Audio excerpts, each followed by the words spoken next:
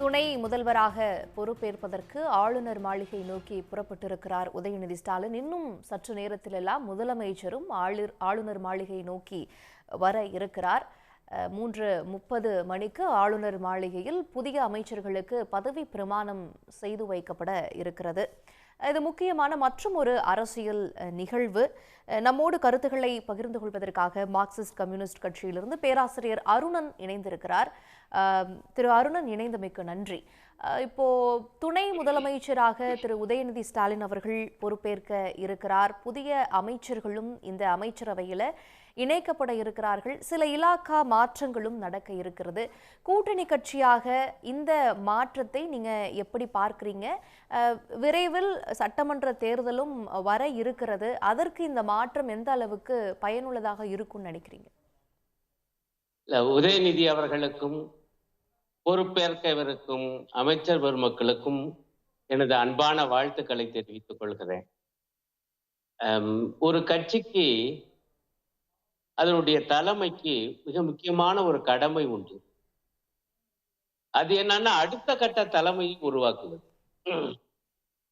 நீங்க அடுத்த கட்ட தலைமையை உருவாக்கலைன்னா அந்த கட்சியினுடைய எதிர்காலமே அப்படியே அஸ்தமிச்சு போகும். நம்ம இருக்கிற வரைக்கும் இருப்போம், அதுக்கு பிறகு என்ன வேணாலும் ஆயிட்டு போகுது என்கிற நினைப்பு ஒரு கட்சி தலைமைக்கு இருக்கக்கூடாது. இருந்தால் என்ன ஆகும் என்பதை தமிழ்நாட்டில் சில கட்சிகளுடைய வரலாறே காண்பிக்கிறது. இங்கே எனக்கு ரொம்ப மகிழ்ச்சி, திமுக தலைவர் ஸ்டாலின் அவர்கள் மிக கச்சிதமாக அடுத்த கட்ட தலைமையை உருவாக்கி வருவது ரொம்ப எதிரொலிக்குது. நம்ம சிரமப்படுறது அடுத்த கட்ட தலைமையை உருவாக்கி வருவது. இவர் உதயநிதி அவர்கள் இளைஞரணி தலைவராக நியமிக்கப்பட்டார். எனக்கு ஒரு நாள் அவற்றிலிருந்து தொலைபேசி அழைப்பு வந்தது. இந்த மாதிரி எங்களுடைய இளைஞர் அணிகளுக்கு, அதில் இருக்கக்கூடிய உறுப்பினர்களுக்கு நாங்க கருத்தியல் பயிற்சி ஒரு கொள்கை பற்றை மாதிரி நடத்துறோம், நீங்க அங்க பேசணும், நீங்க என்ன நினைக்கிறீங்களோ அதை பேசுங்க அப்படின்னு ரொம்ப உரிமையோடு அழைச்சாரு. என்னதான் இருந்தாலும் நான் இன்னொரு கட்சிக்காரன், அவங்க கட்சியை சார்ந்த இளைஞர் அணிக்கு பயிற்சி கொடுப்பதில் என்னை போன்றவர்கள் அழைத்தார்கள் என்றால் அவருடைய பரந்த மனப்பான்மையும் தன்னுடைய இளைஞர்களுக்கு சில பன்முகத்தன்மை வாய்ந்த சிந்தனைகள் போய் விழ வேண்டும் அவருடைய நெஞ்சிலே என்பதும் அவருக்கு பட்டது. ரொம்ப அற்புதமாக அந்த நிகழ்வை நடத்தினாரு. இல்ல ரொம்ப சிரமமா இருக்கு அந்த சகோதரி. உங்க இணைப்பை சரி செஞ்சுட்டு மீண்டும் வரும் திரு அருணன். மிக முக்கியமான கருத்துக்களை சொல்லியிருக்கிறீங்க. சக்சஷன் பிளானிங் என்பது எந்த ஒரு கட்சியாகட்டும், எந்த ஒரு அமைப்புக்குமே மிக முக்கியமான ஒன்று என்பதை சொல்லியிருக்கிறீங்க. தொடர்ந்து நம்ம பேசலாம். நம்மிடையே பத்திரிகையாளர் ரங்கராஜ் அவர்களும் இணைந்திருக்கிறார். இணைந்தமைக்கு நன்றி திரு ரங்கராஜ். இப்போ புதிதாக 4 அமைச்சர்கள் இந்த அமைச்சரவையில இணைய இருக்கிறாங்க. மீண்டும் செந்தில் பாலாஜி அவர்கள் அமைச்சரவைக்குள்ள வராரு. கொறடாவாக இருக்கக்கூடிய கோவி செழியன் அவர்களுக்கு உயர்கல்வித்துறை வழங்கப்படுவதற்கான வாய்ப்புகள் இருக்கு. உயர்கல்வித்துறையில ஒரு தலித் அமைச்சராக அவர் போய் சென்று அமர இருக்கிறார் என்பதும் ஒரு மிக முக்கியமான ஒரு பார்வையாக பார்க்கப்படுகிறது. மற்றவர்களுக்கும் அதுபோல மற்ற மண்டலங்களையும் சரியாக கவர் செய்வது போல இந்த புதிய அமைச்சரவை இணைப்பு அப்படிங்கிறதும் இருக்கு அப்படிங்கிறது பார்க்கப்படுகிறது. நீங்க இதை எப்படி கருதுறீங்க?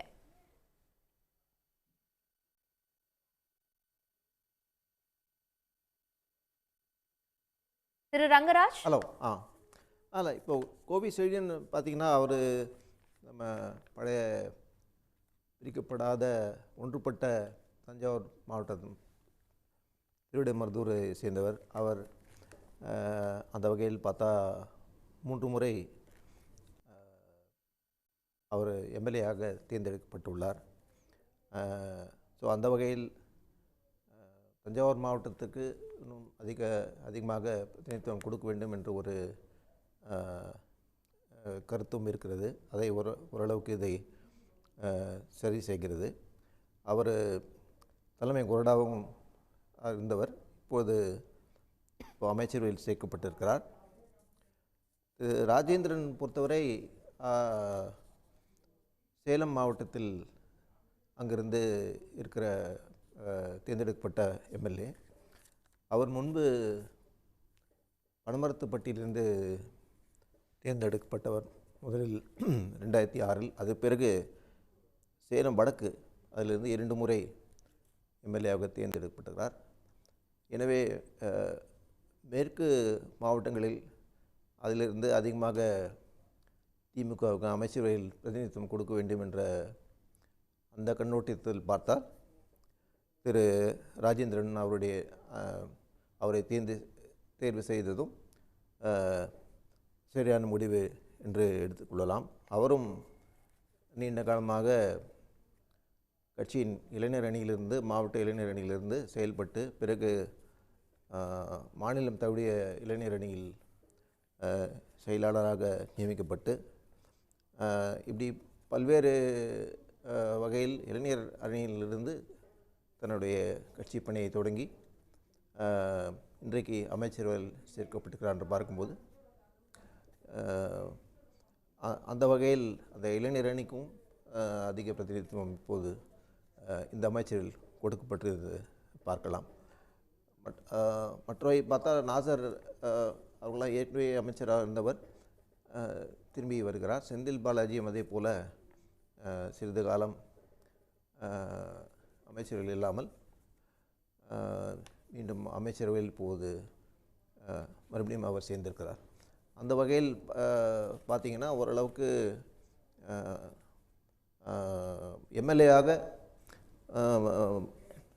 3 டேர்ம் இருந்த எம்எல்ஏக்கள் அவங்களுக்கும் இந்த அமைச்சரவையில் இடம் கிடைத்திருக்கிறது.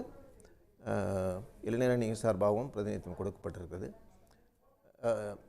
நீங்கள் அமைச்சரவையில் பொறுத்தவரை சில இலாக்காக்கள் மாற்றப்பட்டிருக்கின்றன. தங்கம் தென்னரசு அவர்கள் இலாக்கா மாற்றம், அதேபோல் திரு பொன்முடி அவர்களும் இலாக்கா மாற்றங்கள் செய்யப்பட்டிருக்கின்றன. வேறு சில சிறு இலாக்கா மாற்றங்கள் செய்யப்பட்டிருக்கின்றன. மேஜர் கேபினெட் ரீஷஃபல் என்று சொல்ல முடியாது. இது ஒரு மைனர் கேபினெட் ரீஷஃபல் என்று தான் சொல்லலாம்.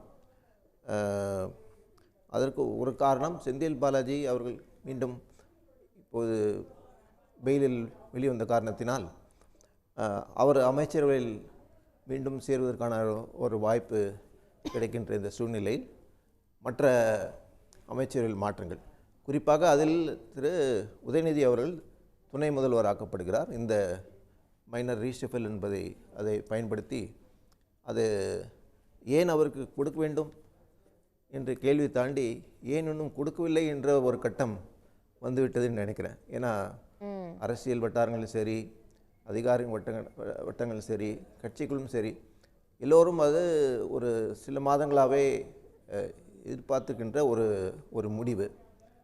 அது சற்று காலதாமதமாக இருக்கலாம் என்று வேணாலும் சொல்லாமே தவிர, ஏன் கொடுக்கப்பட்டது என்ற ஒரு கேள்வி எதிர்க்கட்சிகள் சார்பாக கேட்கப்படுகிறே தவிர, மற்றபடி பொது அரங்குகளில் இந்த எதிர்பார்த்த ஒரு முடிவு தான். அந்த வகையில் அது யாருக்கும் ஆச்சரியமான ஒரு உணர்வு ஏற்பட்டதாக தெரியவில்லை. இது ஒரு ஃபோர்கான் கன்க்ளூஷன். ஏன்னா ஒரு கடந்த 2 ஆண்டுகளாகவே சிறப்பாக பணியாற்றி வருகிறார். கட்சி பணியாக இருந்தாலும் சரி, அண்மையில் அமைச்சர் பதவியாக சொல்லக்கூடிய விஷயம் முக்கியமானது. முதல்ல அவர் எம்எல்ஏவாக தேர்ந்தெடுக்கப்பட்டும் அவருக்கு அமைச்சரவையில் முதல் எடுத்த உடனே இடம் கொடுக்கப்படவில்லை. அப்பவும் நிறைய கோரிக்கைகள் எழுந்தது. அதற்கு பிறகு அவருக்கு விளையாட்டுத்துறை கொடுக்கப்படுகிறது. அதன் பிறகு அவர் ஆற்றிய பணி இவையெல்லாம் கருத்தில் கொண்டு இப்பவும் துணை முதலமைச்சர் ஆக்கணுங்கிற கோரிக்கை ரொம்ப காலமா வலுத்துட்டு இருந்த சூழல்ல இப்போதான் செந்தில் பாலாஜி அவர்கள் வெளியில வந்ததுக்கு அப்புறம் தான் அவருக்கு அந்த துணை முதல்வர் அப்படிங்கிற பதவியை கொடுக்குறாங்க. அப்படிங்கிறப்ப அந்த இடத்திற்காக திரு உதயநிதி ஸ்டாலின் அவருடைய செயல்பாடுகள் மூலமாக எப்படி தன்னை தகுதி வாய்ந்தவராக ஆக்கியிருக்கிறாரு? நம்ம பார்க்குறோம், இந்த விளையாட்டுத்துறை அவர் கையில் கொடுத்ததுக்கு அப்புறம் சென்னை உலகின் விளையாட்டு மையமாக பார்க்கப்படுகிறது. நிறைய பார்வைகளை, நிறைய உலகம் தரம் வாய்ந்த விளையாட்டு போட்டிகள் வந்து இங்கே நடத்தப்படுகிறது. இதையெல்லாம் வைத்து பார்க்கும் பொழுது எப்படி அவர் வந்து தன் செயல்பாடுகள் மூலமாக இந்த பதவிக்கு தன்னை தகுதிப்படுத்தி கொண்டார் அப்படிங்கிறத புரிஞ்சுக்கலாம். மிக குறுகிய காலத்தில் செஸ் ஒலிம்பியாடு அதற்கான ஏற்பாடுகள் மிக சிறந்த ஒரு ஏற்பாடு. மத்திய அரசை சார்ந்த பிரதமரும் சரி, அந்த இலாக்காவை சார்ந்த அமைச்சர்களும் சரி, அவர்களே பாராட்டும் அளவிற்கு சென்னையில் அந்த செஸ் ஒலிம்பியாடு மிக சிறப்பாக நடத்தப்பட்டது. அந்த போட்டி மட்டும் இல்லை, அதை ஒட்டி கலை நிகழ்ச்சிகள் மற்றும் தமிழ்நாடுடைய பாரம்பரியம், கலைகள் இவைகளுடைய வெளிப்பாடாக அந்த நிகழ்ச்சி அமைந்தது. சென்னையில் ஒரு குளோபல் மேப்பில் சென்னை ஒரு முக்கியமான நகரம் என்பதை காட்டுவதற்கு, ஒரு ஷோகேஸ் செய்வதற்காக அந்த நிகழ்வும் பயன்படுத்தப்பட்டது. மிக சிறப்பான ஒரு ஏற்பாடாக இருந்தது. அது மட்டுமல்ல, இப்போ தொடர்ந்து செஸ் விளையாட்டு என்று எடுத்துக்கொண்டால் ஒரு ஆண்டில் தமிழ்நாட்டில் இருக்கிற இளைஞர்கள், செஸ் விளையாட்டு வீரர்கள் சர்வதேச அளவில் மிக சிறப்பாக பணியாற்றி பல பதக்கங்களை வென்று வருகிறார்கள். செஸ்ஸை பொறுத்தவரை தமிழ்நாட்டில் தமிழ்நாடு அரசு மிக அதிகமாக கவனம் கொடுத்து அது நல்ல ஊக்குவிப்பு கொடுக்கிறார்கள், பரிசுகள் கொடுக்கிறார்கள், பாராட்டுகள், விழாக்கள் ஏற்பாடு செய்து இன்னும் மேலும் பல இளைஞர்கள் இந்த செஸ் விளையாட்டில் சேருவதற்கான, இன்னும் சிறப்பாக பணியாற்றுவதற்கான வாய்ப்புகள் உருவாக்கப்படுகிறது. அந்த வகையில் அந்த நிகழ்ச்சி பொறுத்தவரை திரு உதயநிதியுடைய பங்களிப்பு அதில் அதிகமாக இருந்தது. அதுவும் தவிர கட்சி பொறுத்தவரை தேர்தல் பிரச்சாரத்தில் அவர் ஒரு பவர்ஃபுல் ஒரேட்டரோ, ஒரு பெரிய எழுத்தாளர், ஒரு அறிவார்ந்த ஒரு இன்டெலெக்சுவல் மாதிரி எல்லாம் பேசாமல் ஒரு சாதாரணமாக பேசுகிற, எளிமையான முறையில் பேசி மக்களிடம் தன்னுடைய கருத்துக்கள் வெளிப்படுத்திய விதம் கட்சியினர் எல்லா மாவட்டங்களிலும் நானும் பார்த்தேன். எல்லா மாவட்டங்களிலும் கட்சி மாவட்ட செயலாளர்கள் மட்டும் இல்லை, வேட்பாளர்களே விரும்பி திரு உதயநிதி ஒரு வாட்டியாவது வர வேண்டும் என்று நினைக்கிற அளவுக்கு அவருடைய பங்களிப்பு இருந்தது. மிக எளிமையான முறையில் இந்த செங்கல் கனெக்ட் வந்து நல்லா இருந்தது. அவருடைய பாணி வந்து மக்களோடு ஒன்றிணைந்து போகக்கூடிய ஒரு பாணியாக அவரது அரசியல் இருந்தது அப்படின்னு பார்க்குறீங்களா? ஆமாம், அவர் கான்வர்சேஷனல் ஸ்டைலில் ஒன்று இருக்குல்ல, மக்களோட எளிமையான முறையில் பேசுகிறது. இப்போ ஒரு உதாரணத்துக்கு ஒரு செங்கலை மட்டும் வைத்துக்கொண்டு அந்த எய்ம்ஸ் மதுரையில் ஒன்றும் மத்திய அரசு அனுமதி கொடுக்கவில்லை, எந்த நடவடிக்கையும் எடுக்கவில்லை. இந்த ஒரு செங்கலை காட்டியே அது ஒரு பெரிய தேர்தலில் ஒரு மைய பிரச்சனையாக அந்த பாராளுமன்ற தேர்தலில் சரி, சட்டமன்ற தேர்தலிலும் சரி, அந்த அந்த பிரச்சனைக்கு ஒரு முக்கியத்துவம் கொடுத்து அதற்கு பாஜக தரப்பிலிருந்து சரியான பதிலும் வரவில்லை. அதுபோல் ஒரு சிக்கலை அவர் உண்டாக்கிவிட்டார். அது ஒரு விஷுவல் கம்யூனிகேஷனாக அந்த செங்கலை காட்டி அதன் மூலமாக மக்களுக்கு அந்த பிரச்சனையை நேரடியாக எடுத்துக்கொண்ட விதம் பாமர மக்களும் புரிந்து கொள்ள அளவிற்கு அந்த ஒரு விஷயத்தை அவர் கையாண்டார். இப்போ திமுகவை பொறுத்த வரைக்கும் ஒரு பாரம்பரியம், நீண்ட பாரம்பரியம் இருக்கக்கூடிய ஒரு கட்சி. நீங்க சொல்றீங்க ஒரு பெரிய எக்ஸ்டம்பர் கிடையாது திரு உதயநிதி ஸ்டாலின் அவர்கள். ஆனா இந்த கட்சியினுடைய அமைப்பை பார்க்கும் பொழுது எல்லாருமே மேடை பேச்சாளர்களா இருப்பாங்க, எழுத்தாளர்களா இருப்பாங்க. அப்படி வளர்ந்து வந்த ஒரு கட்சியாக இருக்கிறது. அப்படிப்பட்ட தொண்டர்களும் இருக்கக்கூடிய கட்சி. இப்போ புதிதாக உள்ளே வரக்கூடிய உறுப்பினர்கள் இந்த புது சமுதாயத்திற்கு என்ன தேவையோ அந்த மாடர்னிட்டியும் இருக்க வேண்டும் என்கின்ற ரீதியிலான ஒரு அமைப்பாகவும் மாறி இருக்கு. அப்போ உதயநிதி ஸ்டாலின் அவர்களுடைய ஸ்டைல் ஆஃப் பாலிடிக்ஸ் என்பது புதிதாக இந்த கட்சிக்குள் வருபவர்கள், புதிதாக வரக்கூடிய வாக்காளர்கள் ரசிக்கக்கூடிய வகையில மாற்றி இருக்கா? இல்லை, இப்போ அரசியலே மாறிவிட்டது. கலைஞர் 40-50 ஆண்டுகளாக அவர் பேசுகிற விதம், பொதுக்கூட்டங்களுக்கு மக்களை வரவழைக்கும் விதம், அந்த காலகட்டம் வேறு. அண்ணா கலைஞர் அந்த காலகட்டம் வேறு.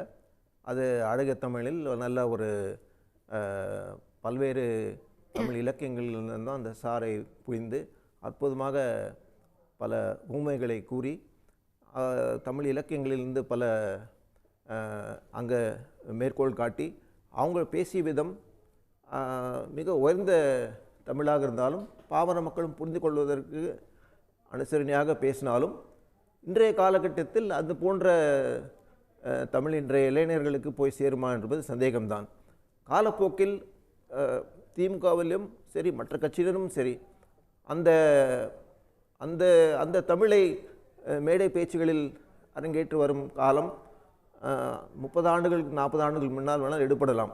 ஆனால் இன்றைய காலகட்டத்தில் அதை புரிந்து கொண்டு திரு உதயநிதி திரு ஸ்டாலின் அவர்கள் கூட சொல்லலாம், ஒரு கான்வர்சேஷனல் தமிழ் என்று சொல்லலாம். நம்மிடையே நாம் எப்படி பேசுவோம் அந்த தமிழை பேசி மக்களுக்கு எளிதாக போய் சேரக்கூடிய ஒரு தமிழாக தான் இப்போது பயன்படுத்துகிறார்கள்.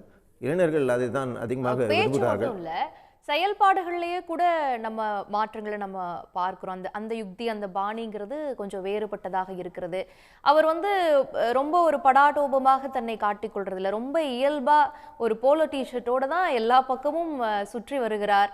எல்லா நிகழ்ச்சிகள்லையும் கலந்துக்கிறாரு. இப்போ கூட்டணி கட்சி தலைவர்கள்லாம் சொல்லும் பொழுது எங்களை ஒருங்கிணைச்சு போகிறது, நிறைய மாணவர்களுக்கான பயிற்சி பட்டறைகளில் எங்களை அழைத்து பேச சொல்வது அப்படிங்கிறது, திடீர்னு ஒரு மற்ற கட்சியில் இருக்கக்கூடிய ஒரு மூத்த அரசியல்வாதிக்கோ இல்லை ஒரு தலைவர்களுக்கோ ஒரு விழானா முன்னறிவிப்பின்றியெல்லாம் அவர் போய் இயல்பாக கலந்துக்கிறது அப்படிங்கிறது, ரொம்ப புரோட்டோகாலாக ஃபாலோ பண்ணாமல் இயல்பாக தன்னை முன்னிறுத்துறது அப்படிங்கிற பாணியை நீங்கள் எப்படி பார்க்குறீங்க? ஆமாம், நான் பல கூட்டங்களில் நான் நேரடியாக பார்த்துருக்கேன் அவர் எப்படி கலந்துக்கிறாரு, எப்படி பேசுகிறார். மற்ற அமைச்சர்கள், மூத்த அமைச்சர்கள் எல்லாம் கட்சியில் இருக்கிறார்கள் இல்லையா, அவர்கள் எல்லோரையும் அரவணைத்து கொண்டு அவர்களுக்கு உரிய மரியாதை அளித்து, நான் இன்னும் ஒரு மாணவன் தான், இன்னும் கற்றுக்கொள்ள வேண்டியது நிறையா இருக்குது அப்படின்னு சொல்லி அவங்ககிட்ட அவர் பேசுகிற விதம் கட்சியின் மூத்த தலைவர்களிடையே ஒரு நல்ல வரவேற்பு கிடைத்திருக்குது. இதுதான் ஒரு முக்கியமான காரணம். ஒரு குறைந்த இடைவெளியே ஒரு பெரிய அளவில் அவர் கட்சியில் என்ன பதவி கொடுத்தாலும் தகும் என்ற அளவிற்கு கட்சியின் மூத்தவர்கள் ஏற்றுக்கொண்டிருக்கிறார்கள் என்று சொன்னால் அது நிச்சயமாக திரு உதயநிதி ஸ்டாலினுடைய ஒரு அப்ரோச். அதே நேரம் அதிகாரிகளோடையும் மிகவும் பணிவன்போடு நடந்து கொள்கிறார். கட்சியில் அடிமட்ட தொண்டர்களிடம் அதே போல் எங்கு பார்த்தாலும் அவர்களுடன் சிரித்து பேசி கைகுலுக்கி வருகிறார். உடையில் கூட மாற்றங்கள், அது பொதுவாக வேட்டி சட்டை கூட இல்லாமல் சாதாரணமாக ஒரு பேண்ட் ஷர்ட் போட்டுக்கொண்டு அவர் பல்வேறு இடங்களில் சென்று வருகிறார். அந்த எளிமை தான் ஓரளவுக்கு திரு உதயநிதி உடைய சக்தி நினைக்கிறேன். அந்த எளிமை, அப்புறம் அவருடைய நீண்ட ஒரு பாரம்பரியம் இருக்கிறது இல்லையா, டாக்டர் கலைஞருடைய குடும்பத்தை சார்ந்த அந்த பாரம்பரியத்திலேருந்து வருபவர் மக்களிடையே எப்படி பழக வேண்டும் என்று அது இயற்கையாகவே ஒரு நல்ல ஒரு அப்ரோச்சாக திரு உதயநிதி கொண்டு செல்கிறார். அந்த பேக்கேஜ் எதுவும் இல்லாமல் நானும் மற்றவர்கள் போல், நானும் உங்களை போல் ஒருவன் என்ற ஒரு அப்ரோச் தான் அவர் திரு உதயநிதி ஒரு பெரிய ஒரு ஸ்ட்ரெங்க். அந்த பாரம்பரியத்திலிருந்து வந்தார் என்பதற்காகவே அவர் மீது விமர்சனங்கள் வைக்கப்பட்டுச்சு. வாரிசு அடிப்படையில் இவர் உள்ளே வருகிறார் அப்படிங்கிற விமர்சனத்தை அவங்க வைக்கும் பொழுதும் கூட அவர், நீங்கள் சொன்னது போல, இந்த விமர்சனங்களிலிருந்து நான் பாடம் கற்றுக்கொள்கிறேன், ஒரு மாணவனாக என் மேலே வைக்கக்கூடிய விமர்சனங்களை ஏற்றுக்கிறேன், அதிலிருந்து பாடம் கற்றுக்கிறேன் அப்படின்றாரு.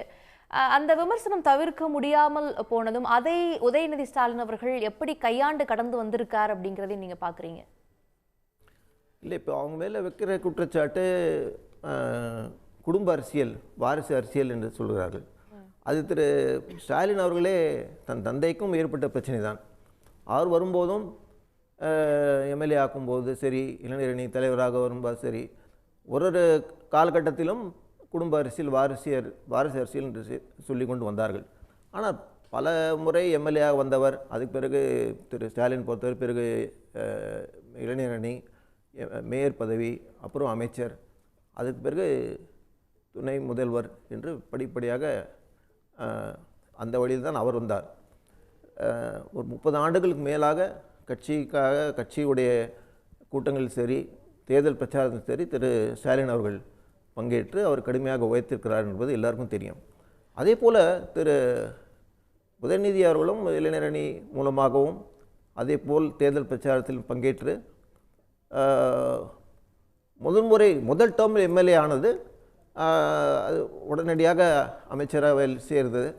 இது கொஞ்சம் வேகம் என்று சொல்லலாம். திரு ஸ்டாலினுடைய ஒப்பிடுகையில் அவர் ஒரு 10 ஆண்டுகள் பிறகுதான் சில பதவிகள்லாம் கிடைத்தன. ஆனால் இன்றைக்கு இருக்க சூழலில் திமுகவுக்கு ஒரு மிக தேவையான அவசியமான ஒன்று என்னென்னு சொன்னால், இளைஞர்கள் மத்தியில் அடுத்த தலைமுறையினருக்கு திமுக திராவிட மாடல் அரசியல், திமுகவுடைய அரசியல், நாட்டில் இருக்கிற அரசியல் நிலைமைகள் இதெல்லாம் கொண்டு சேர்க்க இளைஞர்கள் சார்பாக திரு உதயநிதிக்கு அந்த மிக முக்கிய பொறுப்பு வழங்கப்பட்டதுன்னு நான் நினைக்கிறேன். ஏன்னா கட்சி இன்றைய காலகட்டத்தில் அமைச்சரவை 2026 எலெக்ஷன் மட்டும் பார்க்கல. கட்சி அடுத்த 20 ஆண்டு 30 ஆண்டுகளுக்கு வலுவான தலைமை தேவை. அதுக்கு ஏற்ற உழைப்பும் தேவை. அது நீண்ட கால பார்வையோடு இந்த முடிவு எடுத்ததாக நான் பார்க்குறேன். ஏன்னா இப்போ 25 ஆண்டுகள் திமுக கொண்டாடி இப்போ முடித்திருக்கிறது.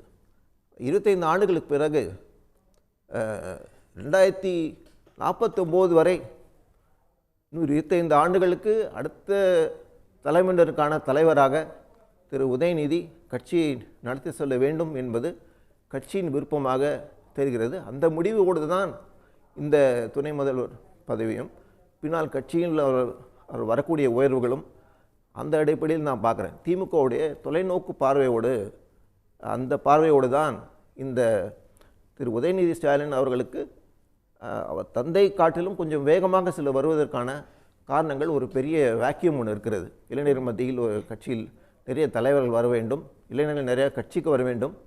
அந்த அரசியலில் சில சினிமா நட்சத்திரங்களும் வந்து சேருகின்ற காலம். ஸோ சினிமா நட்சத்திர பேக்ரவுண்டும் திரு உதயநிதிக்கு இருக்கிறது. நடிகர் என்று இருந்திருக்கிறார், ப்ரொடியூசராக, டிஸ்ட்ரிபியூட்டராக அது இருந்திருக்கிறார். சினிமா பின்னணியும் அரசியலும் தமிழ்நாட்டில் பிணைந்தது நம்ம எல்லோருக்கும் தெரியும். நீங்க சொல்றது போல திரு விஜய் அவர்களுடைய வரவை பொறுத்து இந்த பதவி அப்படிங்கிறது இல்லை இல்லையா? இது இவர் அமைச்சராக பதவி ஏற்ற பொழுதிலிருந்தே வைக்கப்படக்கூடிய ஒரு கோரிக்கை. அடுத்து திரு உதயநிதி ஸ்டாலின் அவர்களை துணை முதலமைச்சர் ஆக்கணும் அப்படிங்கிற ஒரு கோரிக்கை கட்சி ரீதியாக நிர்வாகிகள் மத்தியில் தொடர்ந்து எழுந்துட்டே இருந்தது. திரு ஸ்டாலின் அவர்களும் அந்த குரல் வலுக்கிற வரைக்கும் பொறுமையாக கேட்டுக்கிட்டே தான் இருந்தார். வலுத்திருக்கு ஆனால் பழுக்கலை அப்படின்றத சொல்லிக்கிட்டே வந்தார். இப்போதான் அதற்கான காலமாக அவங்க உணர்ந்திருக்கிறாங்க. பவள விழா முடிஞ்ச உடனே இந்த பதவியேற்பு அறிவிப்பு இருக்கிறத நம்ம பார்க்குறோம். விஜய் ஒரு ஃபேக்டரா நம்ம இந்த இடத்துல வச்சு பார்க்கலாமா? அதற்கு முன்பே நீங்க சொன்ன கட்சி அமைப்பு ரீதியாக திரு உதயநிதி ஸ்டாலின் அவர்களுக்கான வேக்யூம் அண்ட் ஸ்பேஸ் அங்கே தேவைப்படுது. அதனால அவர் அங்கே உயர்த்தப்படுகிறார் இல்லையா? அப்படிதானே புரிஞ்சுக்கணும். ஆமாம், பொதுவாக இருக்கிற அரசியல் சூழ்நிலை அதுதான் முக்கியமான காரணம். திமுகவோட வருங்கால திட்டங்கள், அடுத்த தலைமுறைக்கு எடுத்து செல்ல வேண்டிய கட்டாயம், அடுத்த தலைமுறை கட்சியினிடம் உருவாக்குவது ஒரு முக்கியமான கட்டம், இதெல்லாம் இருக்கிறது. இன்னொரு பக்கம் மற்ற கட்சிகளுடைய எதிர்ப்பு, அதிமுக பாரதிய ஜனதா கட்சியை சமாளித்து கடுமையாக தேர்தல் பிரச்சாரம் செய்ய வேண்டும். அது முதலமைச்சருக்கும் கட்சி தலைவருக்கும் அவருடைய பலுவை சற்று குறைக்க வேண்டும் என்றும் அது கூட ஒரு எண்ணமாக இருக்கலாம். இன்னொரு கோணத்தில் நீங்கள் பார்த்தீங்கன்னா, சினிமா துறையில் இருந்து கட்சிக்கு ஒரு ஃபேஸ், மக்களுக்கு பட்டி தொட்டியெல்லாம் தெரிகின்ற ஒரு முகமாக உதயநிதி ரொம்ப ஷார்ட் பீரியடில் சினிமா துறையிலிருந்து ஒரு ஹீரோவாக வந்ததினால், அது முகமாக அறிமுகமானவர் என்ற காரணத்தினால் அவருக்கு மக்களிடம் போய் செல்லும்போது அவர் ஏற்கனவே படைகின்ற முகமாக தெரிகிறது. அது ஒரு சினிமாவிலேருந்து வர்றதுனால அது அவருக்கு ஒரு ப்ளஸ், அது ஒரு பெரிய அட்வான்டேஜ். ஏன்னா சினிமா துறையில் இருந்தும் பல்வேறு அரசியல்வாதிகள் என்று வருகிறார்கள். அப்போ இருக்கும்போது அந்த கோணத்தில் பார்த்தால் திமுக அந்த கோணத்திலும் கூட போட்டிகள் வருகின்றன. அதுக்காக இந்த முடிவு என்று நான் சொல்லலை. ஆனால் ஒட்டுமொத்தமாக ஓவரால் நீங்கள் பார்க்கும்போது கட்சியுடைய நலன், இன்னும் 20-30 ஆண்டுகளுக்கான கட்சியோட நீண்டகால திட்டம், இளைஞர் மத்தியில் கட்சியிலுடைய கொள்கைகள் கொண்டு சேர்க்க வேண்டிய ஒரு இடம், அதற்காக ஒரு முகம் என்று வரும்போது பல்வேறு கோணங்களில் பார்க்கும்போது திரு உதயநிதி இந்த தேவைகளெல்லாம் பூர்த்தி செய்கின்ற ஒரு முகமாக வளர்ந்திருக்கிறார். அதுதான் உண்மை. திமுகவுக்கும் அவருடைய கட்சியினுடைய அடுத்த எதிர்கால தொலைநோக்கு திட்டங்களுக்கு ஏற்றாற்போல திரு உதயநிதி அவர்கள் சரியான தேர்வாக அமைஞ்சிருக்காருன்னு சொல்றீங்க. பேராசிரியர் அருணன் நம்மோடு மீண்டும் இணைந்திருக்கிறார். திரு அருணன், இப்போ இளைஞர்கள் இந்த கட்சி ரீதியான அரசியலை மேலெடுத்து செல்வதற்கு முக்கிய பங்கு திரு உதயநிதி ஸ்டாலின் அவர்கள் தரப்பிலிருந்து இருக்கு. ஒரு பக்கம் செந்தில் பாலாஜி ஆகட்டும், திரு உதயநிதி ஸ்டாலின் அவர்களுடைய அந்த தேர்தல் பரப்புரைகள், அதன் மூலமாக கிடைத்த வெற்றி, இதையெல்லாம் பார்க்கும் பொழுது கட்சியாகட்டும் வரக்கூடிய தேர்தலாகட்டும் மற்ற அரசியல் ரீதியான விஷயங்களை எதிர்கொள்வதற்கும் இவர் ஒரு சரியான தேர்வாக இருப்பார் அப்படிங்கிற ஒரு பார்வை இருக்குது. கூட்டணி கட்சியாக நீங்க அதை எப்படி பார்க்குறீங்க? அது வருகிற தேர்தலுக்கு மட்டுமல்ல, ஒரு எதிர்காலத்துக்கே திராவிட முன்னேற்ற கழகத்தை பொறுத்தவரை இவர் ஒரு சரியான தேர்வு என்று நான் நினைக்கிறேன். முதலமைச்சர் மிக அருமையாக பேசினார் பவள விழா அந்த கூட்டத்துல. இப்ப கூட பார்த்தேன், அவருடைய பதிவுல ஒரு முக்கியமான பகுதி எடுத்து போட்டிருக்கார். திமுக பவள விழாவை நடத்தி இருக்கிறது. அதனுடைய 100ஆண்டு விழா நடக்கும் பொழுது நாம் மாநில சுயாட்சியை பெற்றிருப்போம், அதை நாம் உருவாக்கி இருப்போம் என்று அவர் பேசியிருக்கார். அப்போ இன்னும் ஒரு 25 ஆண்டு காலத்துக்கான ஒரு நிகழ்ச்சி நிரல் அவர் மனசுல இருக்கு. அதை வென்றெடுப்பதற்கு சரியான அடுத்த கட்ட தலைமையாக திரு உதயநிதி அவருடைய தேர்வு. அது ரொம்ப சரி அப்படின்னு எல்லாரும் சொன்னாங்க, ஒரு செங்கலை வச்சுன்னு. இன்றைக்கு ஒன்றியத்திலே இருக்கக்கூடிய அரசு மாநில சுயாட்சியை எப்படி புறக்கணிக்கிறது என்பது நமக்கு தெரியும். நம்ம எல்லாம் மாநில சுயாட்சி கேட்டுக்கிட்டு இருக்கோம். ஆனா ஜம்மு காஷ்மீர்ல இருந்த மாநில அந்தஸ்தையே நீக்கினவங்க அவங்க, பறிச்சவங்க அவங்க.